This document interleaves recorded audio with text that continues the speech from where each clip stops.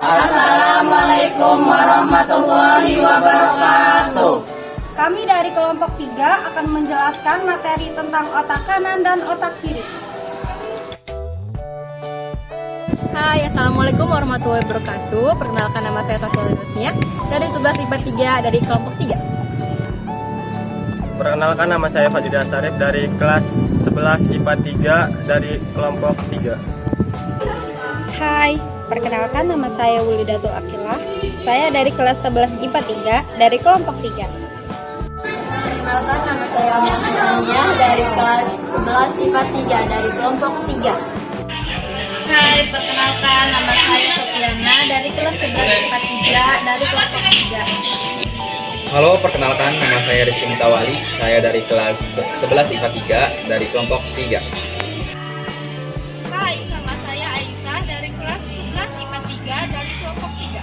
Perkenalkan, nama saya Putita dari kelas 11 IPA 3 dari kelompok 3.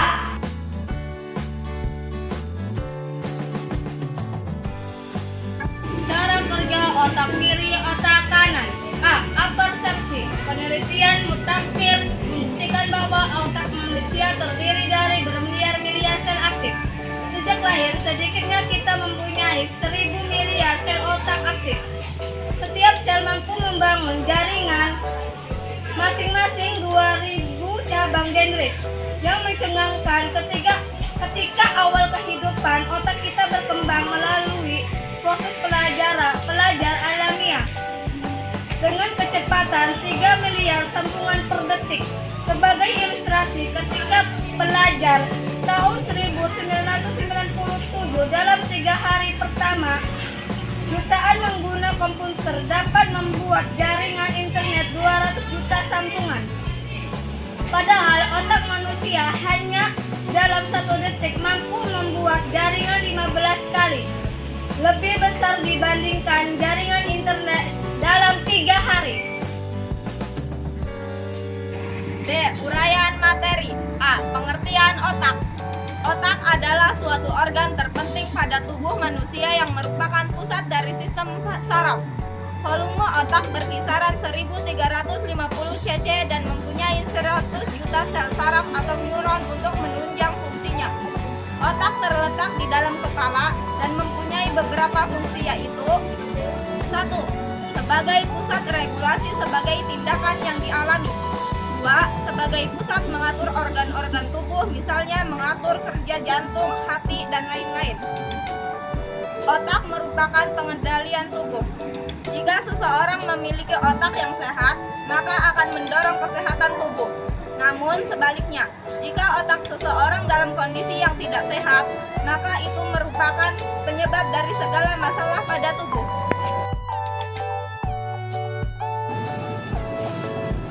Bagian-bagian otak. Secara keseluruhan, otak manusia dibagi menjadi 4 bagian, yaitu 1. Otak besar, cerebrum. Sesuai dengan namanya, otak besar merupakan bagian yang terbesar pada otak. Otak besar merupakan bagian yang membedakan antara otak manusia dengan otak binatang. Dengan otak besar, manusia dapat berpikir, mengendalikan pikiran, berbicara, mengingat, dan bahkan berbicara. Otak besar dibagi lagi menjadi beberapa bagian yang menyusunnya, yaitu 1. Lobus frontal, yaitu bagian otak besar yang menduduki bagian terdepan dari struktur otak. Lobus temporal memiliki hubungan dengan perilaku manusia, seperti kemampuan bergerak, kognitif, perencanaan, penyelesaian masalah, kreativitas, pusat kontrol, perasaan, seks, dan kemampuan berbahasa. Yang kedua ada lobus parietal, merupakan bagian otak besar yang berada di tengah.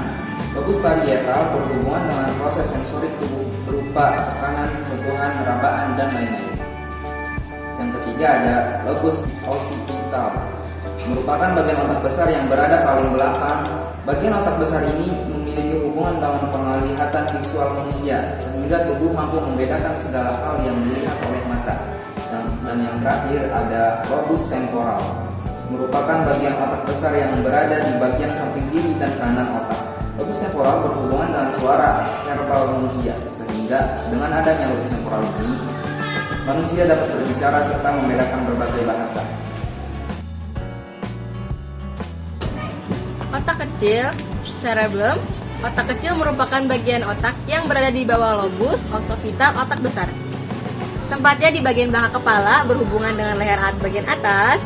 Otak kecil memiliki hubungan dengan fungsi gerakan manusia seperti mengontrol gerakan manusia, mengontrol gerakan koordinasi antar otot, mengatur keseimbangan tubuh, dan mengatur sikap dan posisi tubuh. Tanpa adanya otak kecil, maka dapat dibayangkan betapa sengsaranya hidup manusia.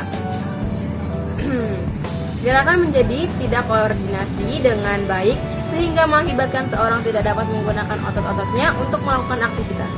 3. Batang otak, brain stem. Batang otak ialah bagian otak yang tidak kalah penting dengan otak besar dan otak kecil. Batang otak berada di leher bagian atas dan memanjang hingga sampai ke sumsum tulang belakang manusia.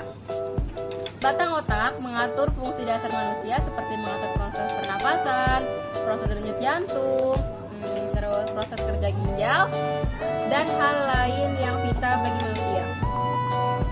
Oleh karena itu, di dalam medis dikenal dengan mati batang otak, yaitu suatu keadaan cederanya batang otak yang menyebabkan otak orang tersebut mati biologis. 4. Sistem limbik. Sistem limbik merupakan bagian otak yang terletak di tengah-tengah otak. Komponen sistem limbik yaitu hipotalamus, thalamus, amigdala, korteks limbik, dan hipokampus. Sistem limbik merupakan bagian otak yang berhubungan dengan alam sadar manusia. Pusat emosi, pusat data, pusat haus, pusat lapar, pusat dorong seks, dan masih banyak lagi.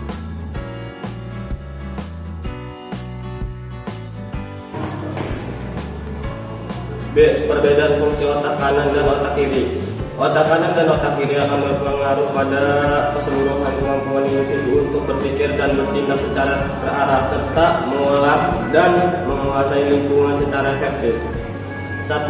Otak kiri. A. Logika. Otak kiri berhubungan dengan kemampuan untuk berpikir logis, nyata, bersifat umum. Contohnya: 1. Matahari terbit dari sebelah timur. 2. Ada laki-laki dan perempuan. B. Hitungan linear. Otak kiri berhubungan dengan kemampuan melakukan hitungan linear atau hitungan yang berurutan. Contohnya 2, 4, 6, 8. Maka dua bilangan berikutnya adalah 10 dan 12. Dalam hitungan ini, bilangan ditambah secara linear dari bilangan sebelumnya. C. Urutan bahasa. Otak kiri juga berhubungan dengan kemampuan dalam mengurutkan kata atau bahasa. Contohnya, yang pertama, jika kambing makannya rumput, maka mobil menggunakan bensin. Yang kedua, ada sendok, ada garpu. Maka kalau ada amplop harus ada perangko. 2. Otak kanan. A. Ritme. Otak kanan berhubungan dengan ritme atau irama. Contohnya, setiap arranger pasti berusaha membuat aransemen musik yang berbeda dengan aransemen musik orang lain. Karena jika mereka membuat aransemen musik yang sama, mereka akan dikatakan plagiat. Adanya keharusan membuat aransemen yang berbeda ini akan memacu mereka membuat irama yang berbeda dalam musiknya. Hal ini akan mengembangkan kemampuan otak kanan mereka, tetapi bisa juga mengubah karya yang ada dimodifikasi menjadi karya yang baru. B. Kreativitas. Otak kanan berhubungan dengan kemampuan menampilkan kreativitas. Kreativitas bisa nampak ketika seseorang selalu mencari cara baru yang berbeda dari cara-cara yang dipakai orang-orang di sekitarnya. C. Imajinasi. Imajinasi adalah daya khayal. Bisa nampak ketika seseorang menciptakan sesuatu yang baru yang belum pernah ada sebelumnya. D. Dimensi. Dimensi adalah kemampuan pandang ruang. Orang yang biasa bekerja di bidang yang berhubungan dengan dimensi seperti arsitek, desain interior, perkembangan otak kanannya akan bagus. E. Holistik. Holistik adalah berpikir secara menyeluruh. Artinya, setiap orang yang memiliki kemampuan berpikir holistik, maka dia akan melihat setiap pekerjaan dan persoalan secara menyeluruh. Contoh, ketika seorang ibu ingin membuat sate ayam, dia menyuruh putrinya belanja keperluannya ke pasar. Jika putrinya membeli daging ayam saja, maka otak kirinya masih dominan.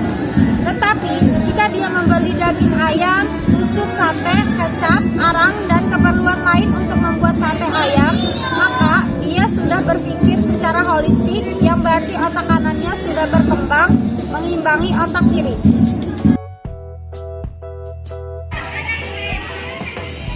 Cara membuat otak cemerlang. Berikut cara membuat otak supaya cemerlang antara lain adalah: 1. Selalu bersikap dan berpikir positif. 2. Harus senantiasa berpikiran yang bersih.